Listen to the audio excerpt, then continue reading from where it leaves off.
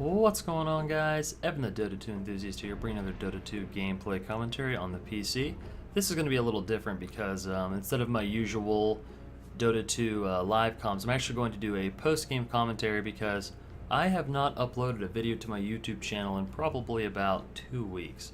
So I feel the need to kind of put out an update video, and normally I would have put out an update video on some other kind of game that I don't normally live commentate, such as a Dark Souls or a Black Ops 2 or who knows, an old PS1 classic. There's a whole bunch of different games I've got sitting on my shelf I'm going to put up a little bit of commentary from. So lots of sort of plans and directions brewing in my mind for where I want to go with this channel. But first and foremost, I should explain the lack of uploads to my subscribers. I know I always try to do at least one a week, and it's been 2 weeks, and I was doing really well there. I was up to 2 or 3 uploads a week, so I think I should do a little rundown of the things that are going on in my life.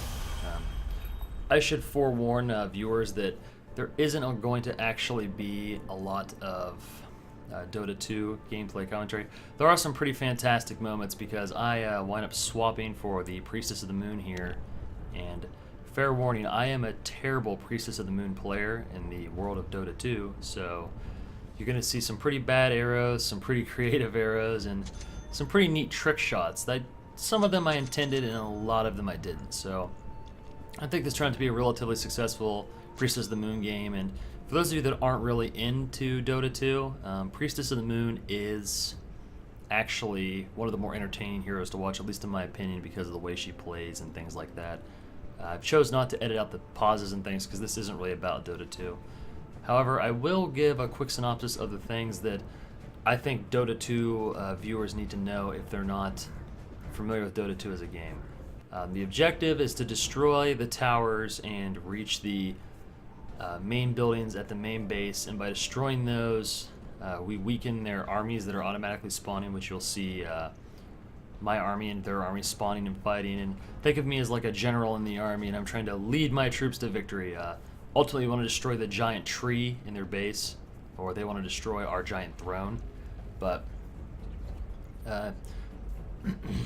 that's pretty much the premise of Dota 2, and the trick is to get the last hit on the little monster guys, the little creatures, because by killing them you get golden experience.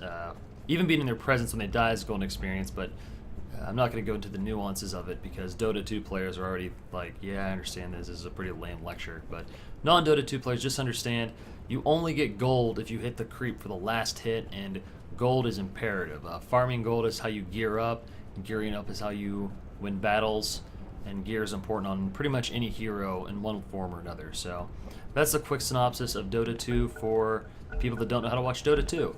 I'm trying to last hit the creeps, kill the enemy heroes, and ultimately take and destroy their base. Kind of like an old Command & Conquer game, but with heroes and medieval. Whatever. Anyway, so why there hasn't been a upload to the channel in 2 weeks, roughly, is it's a series of events that all kind of came together. Sometimes I feel like there's like a cosmic force out there striking out against my YouTube commentaries, and I'm not complaining. These are all circumstances I have control of in one way or another, but it doesn't really bother me. I try to upload regularly because I don't want subscribers to feel like I'm dead or just letting the channel just wither away. But at the same time, YouTube is not a large source of income for me, and it's a source of income now, a small one, probably about $100 a year at this point. And I thank you for all my loyal subscribers and some of my new subscribers that have really made that possible. Thank you. I never imagined making a dime off YouTube, let alone making $100 over the course of a year. So it's not a lot of money, and that's the reason why I have to work 2 jobs to get by. I work 2 part-time jobs, and I'm a graduate student.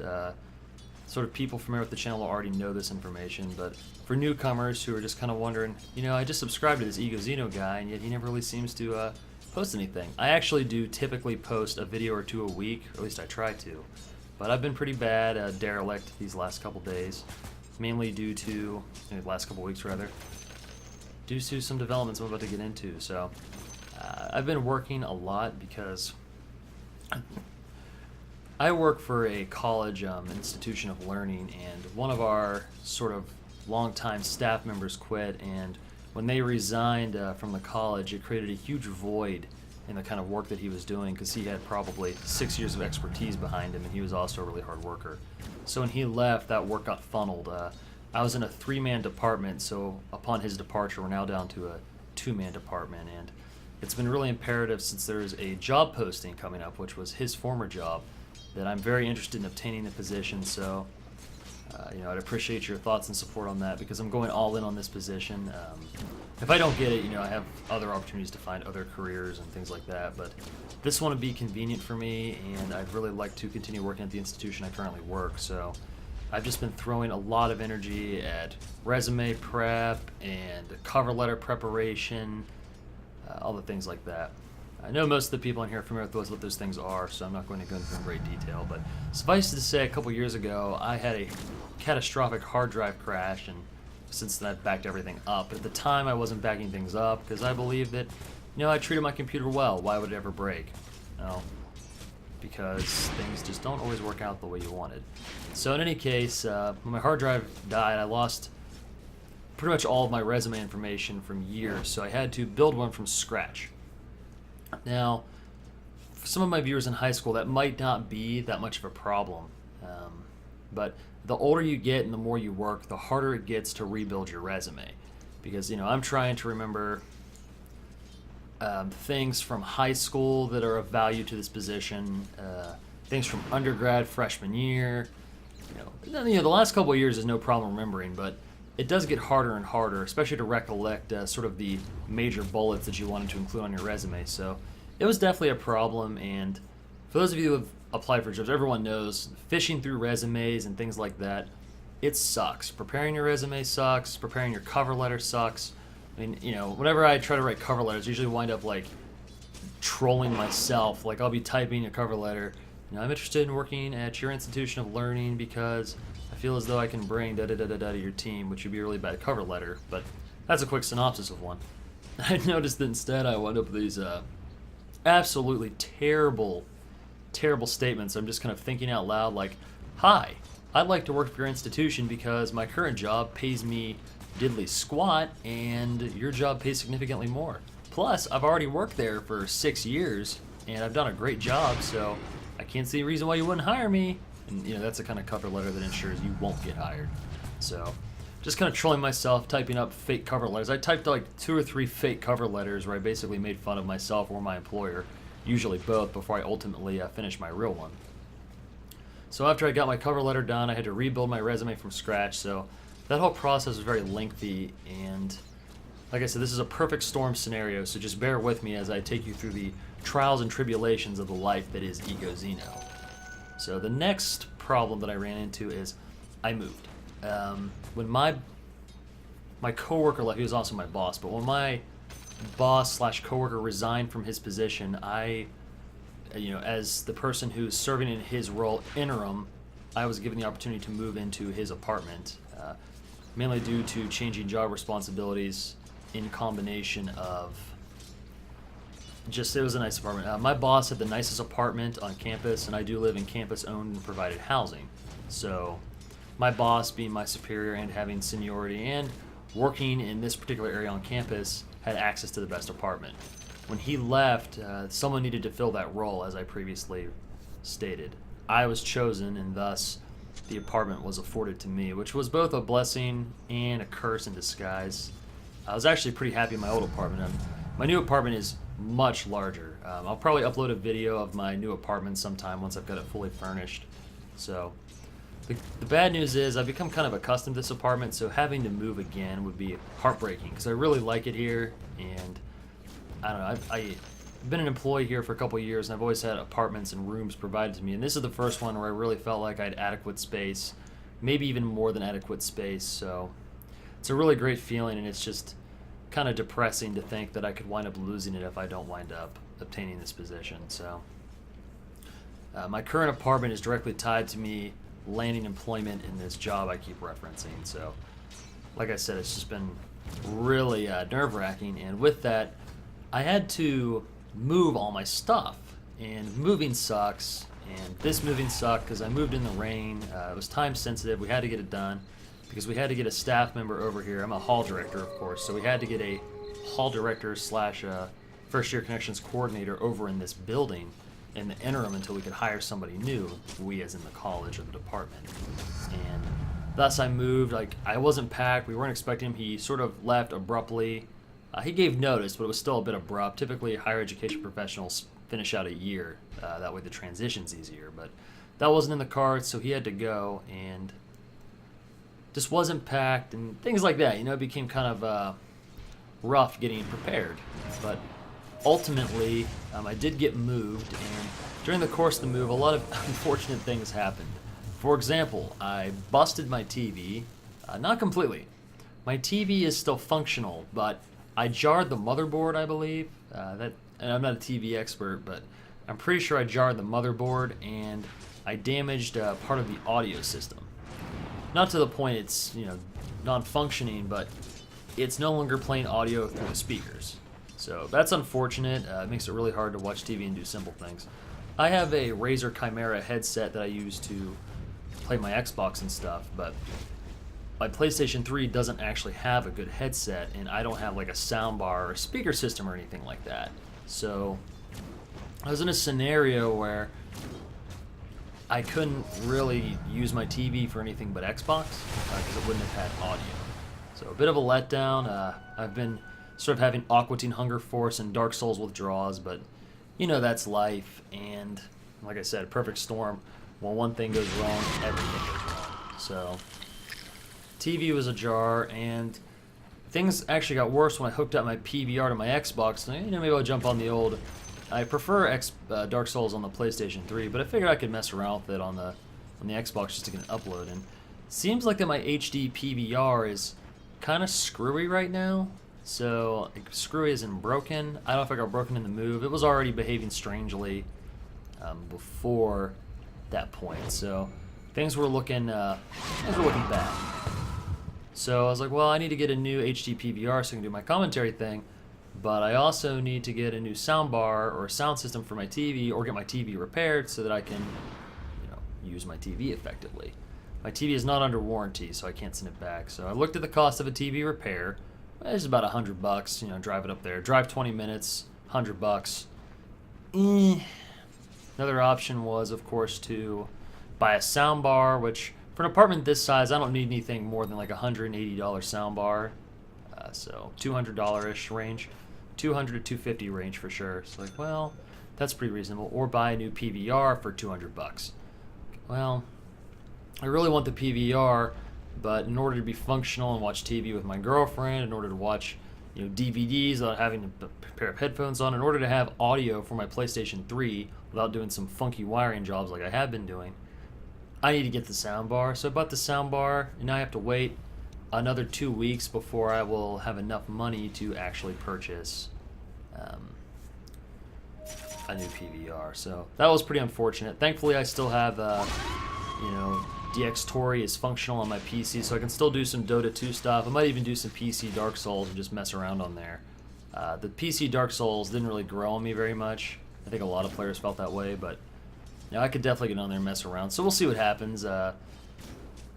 Maybe I can get my PVR working on the Xbox. I kind of doubt it, but I'll give it my all, and we'll just see how things work out. You never know until you try. So maybe I can get some things together, and until then, I'm just kind of stuck doing only Dota 2, which is fine because I love to commentate and play Dota 2, but I know some of my subscribers aren't crazy about it. But when all these sort of changes in my life are occurring all at once, and some of these unfortunate mishaps, things actually got even more complicated in that they all occurred during finals week. I am still a graduate student. I have 5 months left until I have a master's in education. So as a result, too much going on. Absolutely too much going on. And that's the life of a graduate student, particularly one who's also a hall director and things like that. I'm a busy person, and those are all responsibilities I've chosen to undertake. And I make no excuse for those. I enjoy what I do. But it doesn't mean that sometimes I get a little pressed for time. And essentially that's what happened. I had a lot of technical failures. I had to move. I had a lot of studies to do for my finals and final projects, final papers. Lots of stuff going on. For those of you that aren't in college, college is much more homework intensive than high school in most cases. and graduate school is much more homework intensive than college. So I definitely think the collegiate experience is fantastic, and most high schoolers would enjoy it or will enjoy it, provided they come at it from the right angle. And people like me make it our job to ensure they enjoy it, so there's a lot to be said for how awesome it is.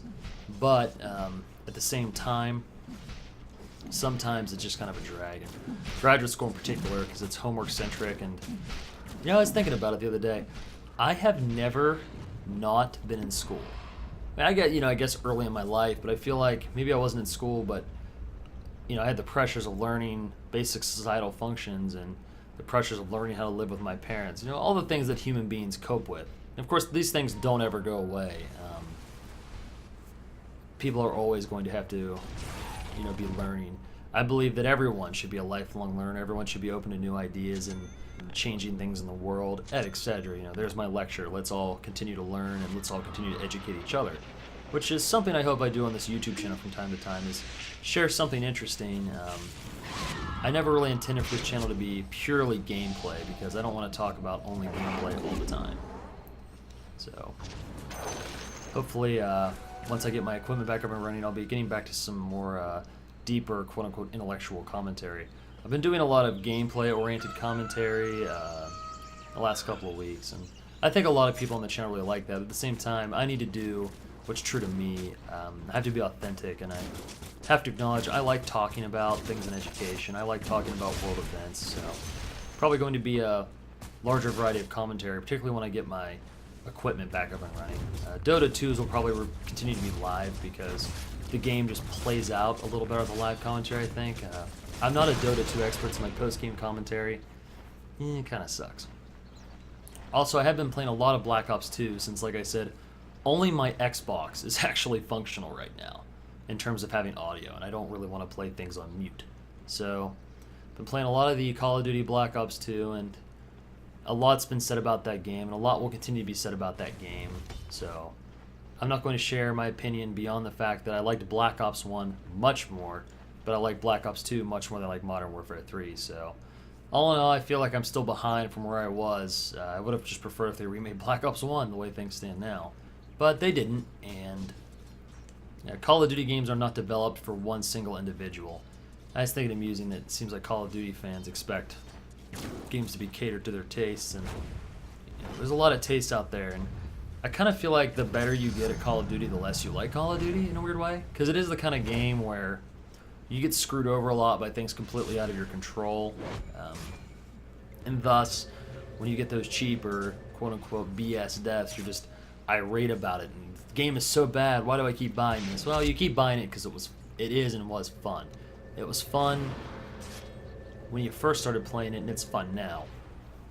It's just some things that change kind of, I think, enrage the players, myself included. So that's Call of Duty in a nutshell for me. There will definitely be some Black Ops 2 content coming to the channel. Not much, though. Probably a game or two. Depending on, I'd like to get a swarm up here.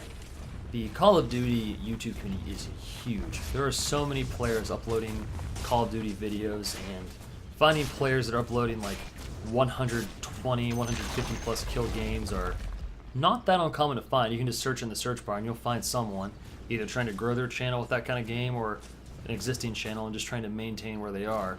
But either way, I'm not good enough at Call of Duty to get those kind of scores. I'm the kind of player that goes 1.5 to 2-0 and like 4-0 on a good game, or some, crazy get all your kill streaks game, but I'm not consistently a top dog player. That's just not me. So we'll see what comes up on this channel. Like I said, there's actually some old classic games I want to bring up, and more Dota 2. So lots of games I want to bring up to the channel. It's just maybe the nature of what I commentate will change. It's always fun to commentate what you want to talk about. I will say this, the Call of Duty release, for those of you that are following Black Ops, the patch just came out where Vonderhaar, who's the lead developer for Treyarch, they patched some things and changed some things. And that got me thinking about the gaming communities and patches and how people perceive things. I'm always shocked by how personal people take things. And I understand the internet will be the internet, and people will be generally foolish on the internet. People are generally foolish in real life, myself included. But on the internet, people will be the epitome people are at their worst, and sometimes it's intentionally just in trying to make themselves out to be, as awful and unlikable as possible. But I go on forums and stuff, and I still have a night shift job where I have lots of time to surf the internet, for better or worse. And sometimes I'll surf the internet playing around, and I'll see like posts from people on forums and things. I know, terrible choice reading forums on the interwebs, but I find people that they take everything so personally all the time. Every thread discussion turns into an argument between two people arguing about nothing. The internet could probably best be described, at least the community of the internet could probably best be described as a tale told by an idiot, full of sound and fury, but signifying nothing. That is truly the internet in a nutshell. I mean, of course there's intellectual conversation that takes place on the internet, and you meet a lot of good people on the internet. Heck, this YouTube video is on the internet, but just going through websites and looking at chat and listening to people on their headsets on video games really makes you question the intellectual value of humanity from time to time. But I'm not really here to get any sort of deep philosophical conversation about human nature so much as to point out I'm always amazed by the way people perceive patches. Everyone makes things so personal and self-serving. Let's take Call of Duty Black Ops 2. It's a shooter. Most of you already know that, and the submachine gun weapon category is by and large, actually by far, the best weapon in Call of Duty Black Ops 2. And, there's no problem with that. There's always a best weapon class or a best weapon in the Call of Duty series. But the thing about this game is that the SMGs are very dominant. Not to a small degree, they are extremely dominant. And with that, David Von der Haar looked at a couple of things, such as he observed, he used community feedback, testing, and stats to determine what weapons to reduce in power or nerf, or what weapons to increase in power or buff. So there wasn't a whole lot of buffs, but there were a lot of nerfs on the SMGs and things like that, and the community just, as far as I know, just exploded. They blew up his Twitter, they blew up message boards on Reddit, game FAQs. It's just like, I see the argument a lot that because I use SMGs, I'm so mad that they're nerfed. I've never really felt that way in games. I'm always interested in finding the most balanced experience possible. Dark Souls is the same way. When, Prepare to Die came out and the Darkwood Grain Ring was nerfed and all sorts of things were changed, you would always find those people that were irate because they loved ninja flipping in Havel's armor or Giant's armor, and that was just their thing, man. That's what they liked to do, and they couldn't do that anymore, so they were just really upset with that version of the game. And I just don't get that, because I enjoyed ninja flipping and gave me a lot of variety in some of my builds, but I knew all in all that would create more diversity in the community in armor and weapon choice. And I was always big on the stun locking thing, and judge me all you like, but I really liked having strategy that's centered around landing hit stuns and hoping people weren't smart enough to toggle out of it. That's how I like to play sometimes, and that got nerfed on a lot of weapons in Dark Souls. Not as fully as I thought, but a lot of weapons did get nerfed in that regard. So, and Katana's got even better in Prepare to Die, and just things like that. There were changes made in Dark Souls, and there were changes made in Call of Duty Black Ops 1, 2, and all sorts of games. There's all sorts of patches they don't necessarily like. Take Dota 2. Sometimes they nerf the heroes that I like to be overpowered. They're the heroes I use a lot. Nerf them. I want them to be as overpowered as possible. Things like that, but that's ultimately never how I really feel. I just want the game to be the best possible game it can be, because in my mind, that's what will lead to people playing it longer. That will contribute to longevity. It's just all in all better if a game is at its optimal point. So I've never been so personally attached to any one element of a game that I couldn't stand to see it reduced in or increased in power, kind of thing. And I don't know, I guess I'm most shocked by how seriously some people take things. I understand that video games are important. Video games are important to me. If I don't get to play video games from time to time, I get kind of cranky. Like, it's my chosen hobby. That's how I relax. It's how I both find excitement and pleasure after work, or sometimes turn on the old video game to just get your mind off things. And there's all sorts of reasons to stare at the old idiot box. Not that there's anything wrong with a little recreation of version of life. even if it's not productive. It's productive in that it's recreational. And so video games, they are of value of importance to me, but I'm just amazed that it seems like some people just don't have a lot going on outside of video games. Maybe that's an overgeneralization, but once again, Call of Duty is an example. I see players on there that already have logged 10 hours on there. I mean, that might be an exaggeration, but I've seen players that are already max prestige, almost all their camos done, and that's fine, but it makes me wonder what people do with their time. How do you have time to play that much Call of Duty? Now I come up with all these wild theories, like maybe they're a big YouTube commentator. Maybe Call of Duty / YouTube is their main income, and I'm just running across these big YouTubers. So I'll pull up their profile, and definitely not a YouTuber. And if they are, not on that account. So sort of rule that theory out. Next thing you know, I'm like, well, maybe they're independently wealthy. Maybe they're just really stinking rich, and this is what they do. But unfortunately, having some knowledge of the lifestyle of the wealthy, not that I've ever been close to wealthy, but I've actually had some friends that have become wealthy. So I had sort of an access into sort of the upper echelons of society, and I gotta tell you, I haven't met a lot of rich people that concern themselves with playing Call of Duty nonstop. I have other things to do, benefit dinners and things like that. I say that not as a stereotype. I mean, when you talk about the wealthy, where to invest their riches and the causes to support, it's a very important thing to a lot of wealthy individuals. Everyone's got their priorities. My priority is right now is just finding a job and doing well in life and things like that. It's amazing how things change when priorities are different. Like right now in my life. Oh, by the way, that Queen of Pain arrow, absolutely the best thing ever. Sorry. But yeah, anyway, it's just... That was awesome. The priorities. I'm always amazed by my priorities. When I first got to graduate school... No, let's go back even further. When I first got towards the end of high school, what was my goal? Wow, I need to get into college, and a good one at that. College I like. Before college, what was it? I need to do well in marching band. Yeah, I was a band nerd. Judge me all day. I judge myself. So yeah, I need to do well in band. I need to get a cute girlfriend. All these. I need to be a good track runner. All these different priorities. Now none of this seems significant. I have a girlfriend that I find very attractive and very happy with her, but what I mean is it just doesn't have the same importance that it used to. Like, I gotta get a cute girlfriend. That's not really that important to me anymore. I gotta run track. I could care less about track.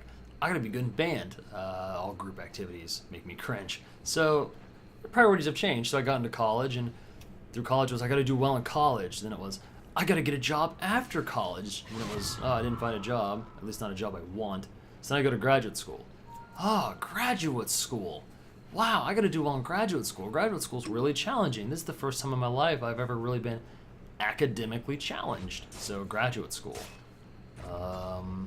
Okay, graduate school's over. 5 months and I need to find a job.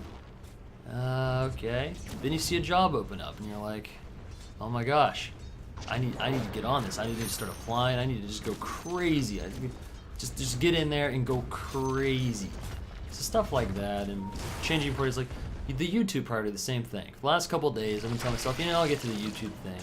It's not an emergency. I've got more important things to do. And then I realized I haven't uploaded a video in a good 2 weeks. Now it's pretty important to me.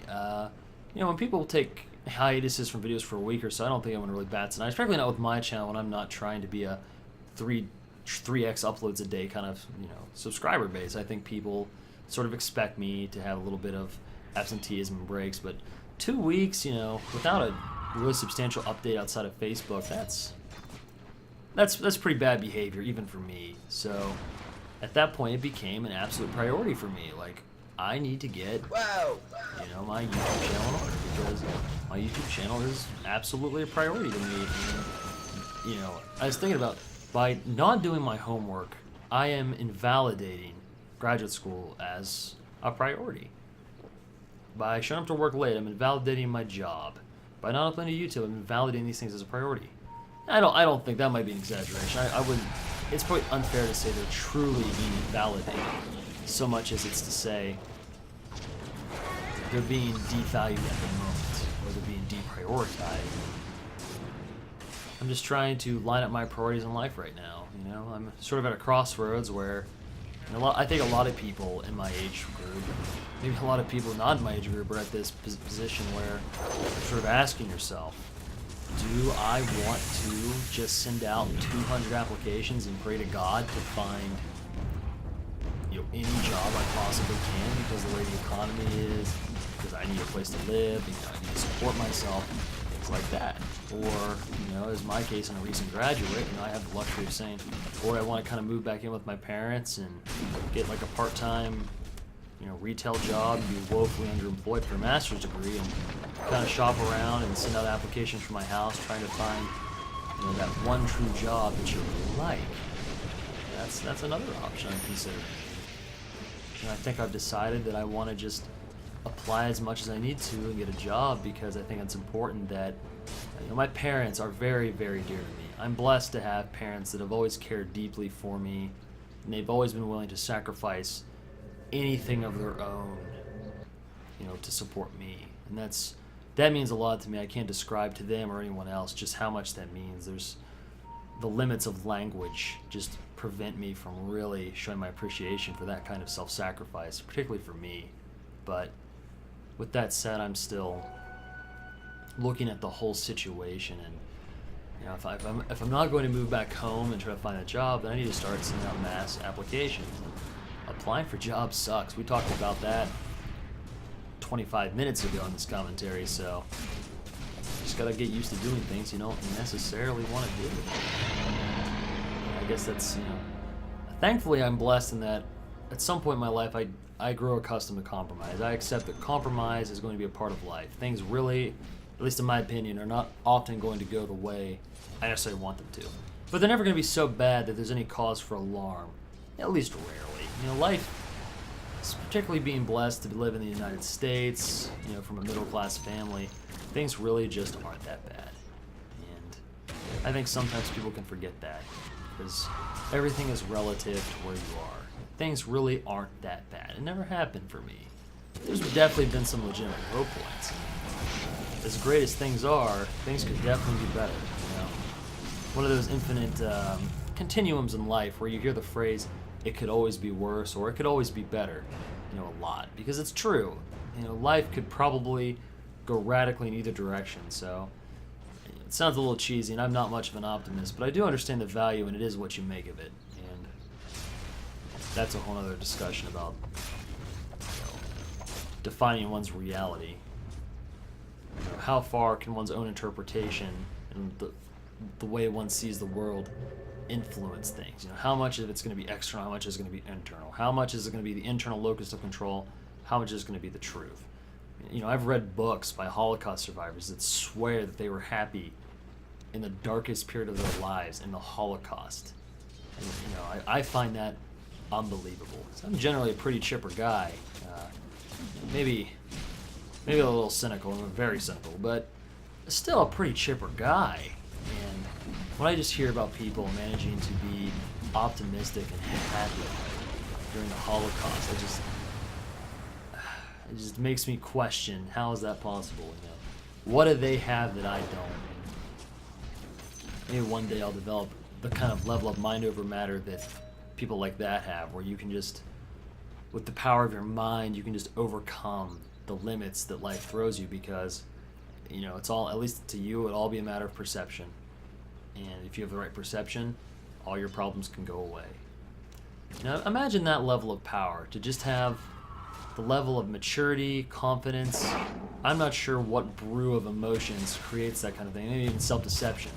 I'm not sure what it is, but having the ability to just overcome any situation in your life with sheer willpower, that'd be quite a feat. And I don't know if I have that or not. I don't think I've ever been tested. I don't think anything in my life has ever been so bad that I've really been tested. In the extreme of the human emotion. Like everyone, I've had dark days and really happy days, and that's part of the human condition, no matter where you live. But I don't think I've ever been tested at my breaking point. I don't know if I ever want to be. With that said, it's ironic I should say that, because I've always come to think of it, I've always been really annoyed by people who just insist on being so blindly optimistic. That always because I'm fundamentally a pessimist, so those kind of people just kind of rub me the wrong way. Not, you know, not personally, just so much as it's kind of, nothing will make me more irate than someone who just, no matter how bad or like phony the situation gets, people's response is always, you know, it could always be worse, it'll be fine. Like, no, you know, sometimes there is legitimate cause for a person just to directly say, this sucks, and I am not happy about it. And I think if people continuously accept things that they're not necessarily okay with, then they'll never be happy. And so, you know, maybe it's a balance. A lot of things in life turn out to be a question of balance. Can you balance what you think you need, what you want, how things should be, against, you know, other things? Life in the fast lane. You know, maybe I should eat better. You know, give up pizza, give up sugar, give up all the things that are bad for you. Higher quality of life, probably live longer. All sorts of questions like that. That's another. Oh, I landed that arrow, but I don't have enough life or damage to finish it off, so a bit of a waste in there. Ruined my flawless Priestess of the Moon game. Oh no.